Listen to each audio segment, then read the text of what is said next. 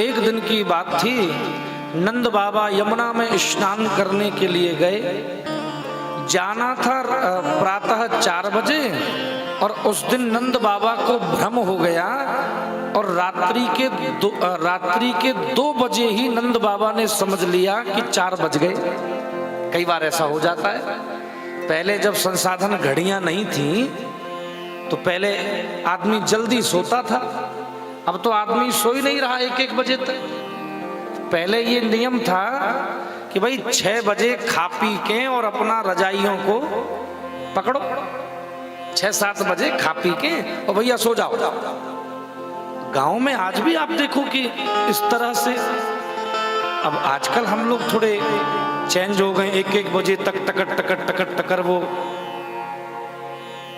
Reel scroll कर रहे हैं हम लोग, वो बात दूसरी है। लेकिन पहले पद्धति यही थी कि आदमी 6 बजे सो जाता था तो फिर वो अपनी नींद पूरी कर लेता था। एक आदमी हमसे कह रहा था, दादाजी कि महाराज जी मुझ पर 4 बजे जगो ही ना जाए। तो मैंने कहा इसको उल्टा कर ले, 4 बजे इसलिए नहीं जगा जा रहा है कि तुझ पर जल्दी सोया नहीं जाता है। जो रात्रि में 9:30 बजे सो जाएगा उसे 4 बजे अलार्म की जरूरत नहीं पड़ेगी। अगर तुम ये नियम बना लें कि 10 बजे सोना ही है आर कंपलसरी, मोबाइल बंद, सारी व्यवस्थाएं बंद, तो 10 बजे सोने वाला व्यक्ति 4 बजे उठाना नहीं पड़ेगा, अपने आप ही उसकी आंखें खुल जाएंगी। तो नंद बाबा को ये भ्रम हो गया कि रात्रि के 2 बजे ही और यमुना जी में जाके उनने डुबकी लगा दी। तो जल के अधिपति हैं भगवान वरुण, तो वरुण के दूतों ने नंद बाबा को पकड़ लिया और नंद बाबा को पकड़ करके वरुण के दूत ले गए वरुण लोक में। कन्हैया को जब पता चला कि मेरे बाबा को तो वरुण ने बंदी बना लिया है, तो बड़ा सुंदर वर्णन है भागवत में कि कन्हैया अपने बाबा को मुक्त कराने के लिए वरुण लोक में पहुंच गए। और जैसे ही वरुण देव ने देखा कि श्री कृष्ण आए हैं तो पहले खूब आरती करी, खूब पूजा करी, खूब चरण दबाए और कहा कि प्रभु कैसे आनो भयो है। तो भगवान बोले हमारी आरती कर रहे हो है, हमारे तिलक लगा रहे हो है, हमारी पूजा कर रहे हो है और हमारे बाप को बांध रखो है। अरे भले आदमी, हमारा आदर कर रहे हो, हमारे पिता को अपमान कर रहे हो, हमारा सम्मान हो रहा, हमारे पिताजी का अपमान। तो वरुण देव ने दोनों हाथ जोड़े और कहा कि कन्हैया मैं सच कह रहा हूं कि हमको मालूम नहीं था कि ये आपके बाबा हैं, आपके पिताजी हैं। अजानता माम के न मूढ़े न कार्य वेदिना। ये जो काम हुआ है, ये जो कार्य हुआ है कि मेरे दूत इनको ले आए हैं, तो आप विश्वास करो गोविंद हमको मालूम नहीं था कि ये आपके पिताजी हैं, नहीं तो हम कभी इनको लेके ही नहीं आते। कन्हैया बोले कोई बात नहीं, घबरावे मत, हैं ले आयो सो अच्छो करो, पर अब तो मुक्त कर दे भाई, अब तो इनको छोड़ दे। तो कन्हैया नंद बाबा को लेकर के पुनः वृंदावन में आए। तो पूरे ब्रज में हल्ला उड़ गयो कि भैया कन्हैया इतना प्रभावशाली है कि ये तो वरुण लोक में जाकर के अपने पिताजी को बचा के ले आयो। तो सब ग्वाल वालों ने कन्हैया को घेर लिया। केशव हे गोविंद तुम वरुण लोक में जा सकते हो, तो हमारी भी एक इच्छा है। कहा इच्छा है? तो ग्वाल बाल बोले भैया कन्हैया हमने बैकुंठ को बड़ो नाम सुनो है भाई, बैकुंठ ऐसो है, बैकुंठ फलानो है, बैकुंठ में ऐसी ऐसी सुंदरता है, तो हमने बैकुंठ को बड़ो नाम सुनो है। अगर भैया तू कैसो करके हमें 1-8 घंटा वहां बैकुंठ में घुमाए लावे तो भाई तेरी बड़ी कृपा होगी हम पे। ब्रजवासी भोले होते। तो कन्हैया मुस्कुराए बोले बस चिंता मत करो, एक काम करो कौन कौन चलेगा बैकुंठ? 10-5 सखान ने हाथ उठा दियो। तो बोले देखो जा जाए बैकुंठ जाना होए, वो एक काम करो, ये तालाब देख रहे हो, ये कुंड देख रहे हो? बोले हाँ। तो ये कौन सा कुंड है? बोले या को नाम है ब्रह्म कुंड।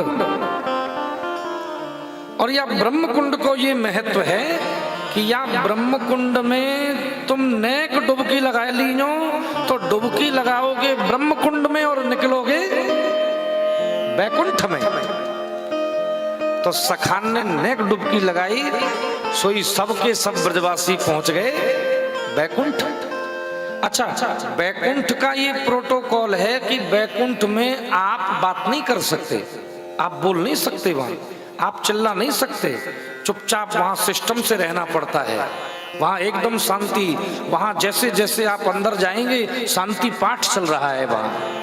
ओम देव औ शांति अंतरिक्षं, शांति पाठ चल रहा है वहां। द्वारपाल सिस्टम से खड़े हैं और सब एक जैसे हैं। मैंने भागवत में ही पढ़ा है कि बैकुंठ में सर्वे बैकुंठ मूर्तयः, द्वारपाल भी नारायण जैसे ही लगते हैं। जो वहां गेटमैन खड़े हैं ना, वो भी नारायण जैसे ही लगते हैं। सब एक शकल के, सब पे वैसे ही कपड़ा, सब पे वैसे ही वेशभूषा, सब वैसे ही लंबे तंगड़े अच्छे सुंदर।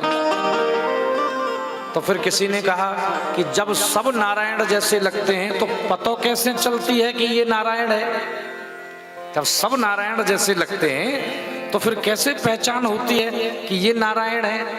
तो फिर किसी ने कहा कि एक वस्तु से पहचान होती है कि जो भगवान नारायण हैं उनके गले में कौस्तुभ मणि पड़ी हुई है, जो अन्य किसी के गले में नहीं है। तो उस कौस्तुभ मणि से पता चल जाता है कि ये श्री हरि हैं।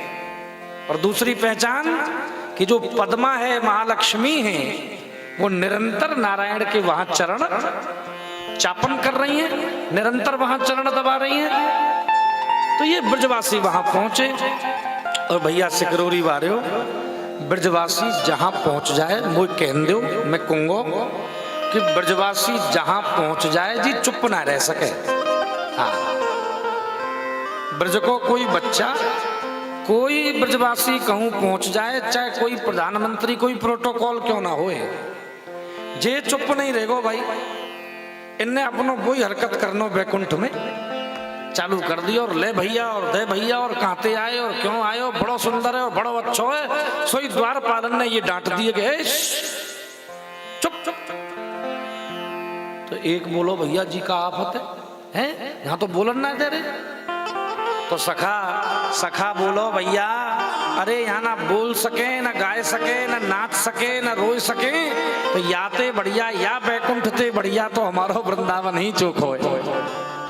और जैसे ही सखान ने कही कि हमारा तो वृंदावन ही चोख हो, तो झट ब्रह्म कुंड से बाहर आए गए। तो कन्हैया ऐसे करके वहीं खड़े कुंड पे ही है, आए बैकुंठ, देख लियो बैकुंठ, घूम लियो। तो सखा बोले अरे कन्हैया, हमने जैसो बाको नाम सुनो भैया, बैकुंठ में तो कच्छ ना है, न मैं रो सके, न मैं खा सके, न मैं बैठ सके, न मैं बोल सके। भगवान ने समझाया कि याद रखिए, बैकुंठ में भी भगवान रहता है और वृंदावन में भी भगवान रहता है। ब्रजवासियों, बैकुंठ में भी भगवान रहे और ब्रज में भी भगवान रहे, लेकिन बैकुंठ के भगवान के आगे तुम रो ना सको, वहां रो नहीं देगा कोई। और ब्रज के भगवान के आगे खूब रो, खूब उसको अपनी सुनाओ, खूब अपनी पीड़ा सुनाओ, खूब अपनी आर्तता सुनाओ, खूब अपनी करुण क्रंदन सुनाओ, खूब करुण पुकार सुनाओ। बैकुंठ में तुम रो नहीं सकते, ब्रज के भगवान के सामने तुम रो सकते हैं, अपनी पीड़ा बता सकते हैं, अपना अभाव बता सकते हैं। अतः बैकुंठ के भगवान से श्रेष्ठ है ब्रज को भगवान। इसीलिए तो ब्रज का भगवान बैकुंठ से श्रेष्ठ है। इसीलिए तो ब्रजवासी यूं कहें कि हमें बैकुंठ ना जानो। सब ब्रजवासी यही तो बोले कि भैया रे मन वृंदा विपिन निहार, और विपिन राज सीमासों बाहर हरिहू को न निहार। विपिन राज सीमासों बाहर हरिहू को न निहार, यद्यपि मिले कोट चिंतामणि तौ न हाथ पसार। अगर करोड़ों रुपया भी मिल रहे हो करोड़ों चिंतामणि भी मिल रही हों, और जहां हमारो ब्रज नाय होए तो ब्रजवासी करोड़ों चिंतामणियों में भी लात मार देता है। और ब्रजवासी तो यही कहता है कि हमें श्री हरि भी नहीं चाहिए, हमें तो हमारो ब्रज ही चाहिए। क्यों? क्योंकि ब्रज को जो हमारो भगवान है वो रसीलो है, वो छबीलो है।